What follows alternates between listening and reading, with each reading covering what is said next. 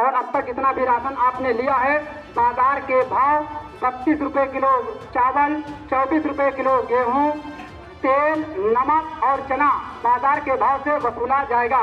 तो अपना ration card 15/5/2022 से पहले तहसील नवाबगंज बाराबंकी कमरा नंबर 25 में अपना राशन कार्ड ग्राम प्रधान से मिलकर जमा करा दें, सिलेंडर करा दें, नहीं तो आपके खिलाफ कानूनी कार्रवाई की जाएगी। नमस्कार, आप देख रहे हैं यूपी तक और आपके साथ मैं हूं सुषमा। ये मुनादी जो आपने सुनी कि किस तरह से मुनादी करवाई जा रही है कि अपात्र राशन कार्ड धारक अपना राशन कार्ड सरेंडर करें, नहीं तो वसूली होगी और तगड़ी वसूली होगी। ये बाराबंकी की मुनादी का वीडियो जमकर अब वायरल हो रहा है। पंचायत बांसा शरीफ के सभी कार्ड धारक को सूचित किया जाता है, जिनके घर में 4 पहिया गाड़ी है, जिनके घर में एसी है, ट्रैक्टर है, कटेसर मशीन है, या परिवार का कोई भी सरकारी नौकरी करता है, या विदेश में कोई भी परिवार का रहता है, या 100 वर्ग मीटर में मकान बना हुआ है, या शहर में कोई भी प्लाट है, ऐसे लोग अगर वे जांच में पाए जाते हैं तो वो अपना राशन कार्ड, जब से आपका राशन कार्ड बना है और अब तक जितना भी राशन आपने लिया है, बाजार के भाव 32 रुपए किलो चावल, 24 रुपए किलो गेहूं, तेल, नमक और चना बाजार के भाव से वसूला जाएगा। तो अपना राशन कार्ड 15/5/2022 से पहले तहसील नवाबगंज बाराबंकी कमरा नंबर 25 में अपना राशन कार्ड ग्राम प्रधान से मिलकर जमा करा दें, सिलेंडर करा दें, नहीं तो आपके खिलाफ कानूनी कार्रवाई की जाएगी। कई सारे सवाल हैं। बाकायदा इस वीडियो में डेडलाइन बताई जाती है, राशन कार्ड कहां सरेंडर करना है वो जगह बताई जाती है, जिसे सरकारी आदेश बताया जाता है। और ऐसा ही कुछ आदेश हमीरपुर में भी जारी किया गया था। ऐसे ही राशन कार्ड के सरेंडर के लिए वहां पर भी लोगों की भीड़ लग गई थी। लेकिन जिस राशन योजना से बीजेपी सत्ता तक आई, उसी को लेकर जब ये हालात हो रहे हैं तो सोशल मीडिया पर सरकार से सवाल पूछे जाने लगे हैं कि पहले वोट लेना था तो सब पात्र, और चुनाव निकलते ही ये जंग छिड़ गई है कि कौन पात्र है कौन अपात्र है। विपक्ष ने भी जमकर सरकार को घेरना शुरू किया, तो अब एक नया आदेश जारी किया गया है। तो इस नए नोटिफिकेशन के आखिर में लिखा है कि राशन कार्ड समर्पण के संबंध में प्रसारित हो रही खबरें पूर्णतः भ्रामक और असत्य हैं और उक्त प्रकार की झूठी खबरों का सुदृढ़ता से खंडन किया जाता है। अब जरा 11 मई को जारी किए गए इस नोटिफिकेशन पर भी नजर डालिए। इसमें डीएसओ और डीएम से जनता को जागरूक करने का आदेश दिया गया था। इसके पैरा 3 में स्पष्ट लिखा हुआ है कि डीएम और जिला आपूर्ति अधिकारी द्वारा इस आशय की अपील की जाएगी कि जो कार्ड धारक पात्रता सूची से बाहर आकर अपात्र हैं, वे खुद अपना राशन कार्ड समर्पित कर दें। तो तमाम गफलत के बीच हमने खाद्य एवं रसद विभाग के अपर आयुक्त से बात की, तो वो अपात्रों से किसी भी तरह की वसूली से इनकार करने की बात करते हैं। वाकई कतिपय जनपदों में इस तरह की बात आई कि एक लाइसेंस जिसके पास है या जिसके पास मोटरसाइकिल है, जिसके पास, इस तरह के लोगों ने भ्रामक प्रचार किया।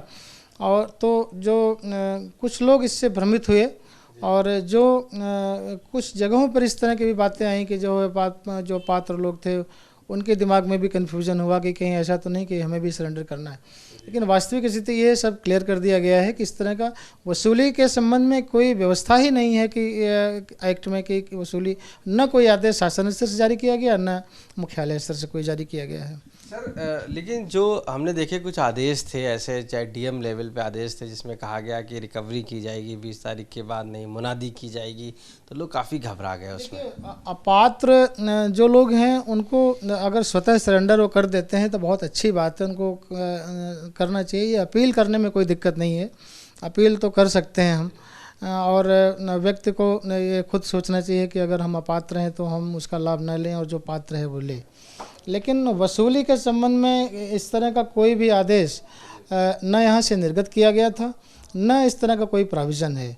और वो सारे आदेश जो है वो अभी सबको बोला गया है कि सब लोग जो अगर कहीं भी इस तरह का हुआ है तो सब लोग उसको वापस लेंगे उसको। सर, तो कन्फ्यूज़न ये कैसे क्या हुआ, क्यों आखिर उन्होंने लोकल लेवल पे अपने कर दिया इस तरीके से जिससे लोगों में इतना कन्फ्यूज़न क्रिएट हो गया? आखिर क्या लग रहा है आपको? देखिए, अब ऐसा है, जो जहाँ तक शासन की बात है और यहाँ खाद्यान्न कार्यालय से इस तरह का कोई निर्देश निर्गत नहीं है, और ये हम लोग इसको इन्फोर्स कर रहे हैं कि इसका अनुपालन हो किसी भी तरह से। जो पात्र व्यक्ति है, अगर कहीं पात्र व्यक्ति का कोई राशन कार्ड सरेंडर कराया गया और कुछ कार्रवाई की गई, तो उस पर निश्चित तौर पर दोषी के विरुद्ध है कार्रवाई की जाएगी। तो खाद्य विभाग के अपर आयुक्त बस ये कह देते हैं कि एक कंफ्यूजन है था, और जिन लोगों ने इस तरीके से ऑर्डर दिए हैं या ऐसी कोई कार्रवाई करते हैं तो उनके खिलाफ भी कार्रवाई की जाएगी। वहीं वो बता देते हैं कि पात्र अपात्र का पैमाना क्या। वर्ष 2014 में ही ये क्लियर कर दिया गया था कि जो इंक्लूजन क्राइटेरियाज क्या होंगे, एक्सक्लूजन क्राइटेरियाज क्या होंगे। उसमें ये स्पष्ट कर दिया गया, ग्रामीण क्षेत्रों में और नगरीय क्षेत्रों में दोनों के अलग अलग उसमें व्यवस्थाएं दी गई हैं कि जो एक्सक्लूजन क्राइटेरियाज, जो सारे जो इनकम टैक्स पेज हैं वो एक्सक्लूजन क्राइटेरियाज में आते हैं आपके। जिसके पास जो है 4 व्हीलर्स हैं, वो 4 व्हीलर्स जो हैं वो उसमें आते हैं। नगरीय क्षेत्रों में ऐसे परिवार जिनके यहाँ 100 वर्ग मीटर से अधिक मकान का स्व अर्जित आवासीय प्लाट हो, या उस पे जो है वो 100 वर्ग मीटर से अधिक कारपेट एरिया का आवासीय फ्लैट हो उसके पास। ऐसे ग्रामीण क्षेत्र में ऐसे परिवार जिसके किसी सदस्य के पास या अन्य सदस्य के स्वामित्व में 5 एकड़ से अधिक सिंचित भूमि हो।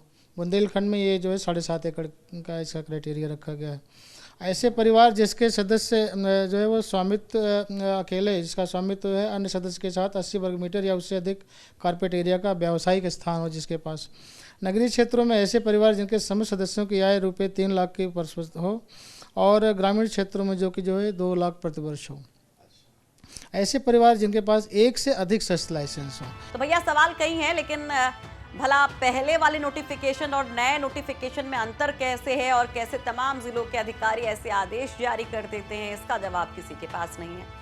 लखनऊ से हमें रिपोर्ट भेजी हमारे सहयोगी आशीष श्रीवास्तव ने, उनके साथ हमीरपुर से नाहिद अंसारी और बाराबंकी से रेहान मुस्तफा ने भी इस रिपोर्ट में अपना सहयोग दिया है। तो ये राशन की पात्रता अपात्रता को लेकर जो खेल चल रहा है, या सरकार की तरफ से जो नया नोटिफिकेशन आया है, क्या इसे सरकार का यू टर्न कहा जाए? तमाम सवालों के बीच में आपकी क्या राय है? कमेंट बॉक्स में जरूर अपनी राय रखिए, और तमाम खबरों के लिए यूपी तक देखते रहिए। तफसील से खबरों को यूपी तक.in पर पढ़ते रहिए।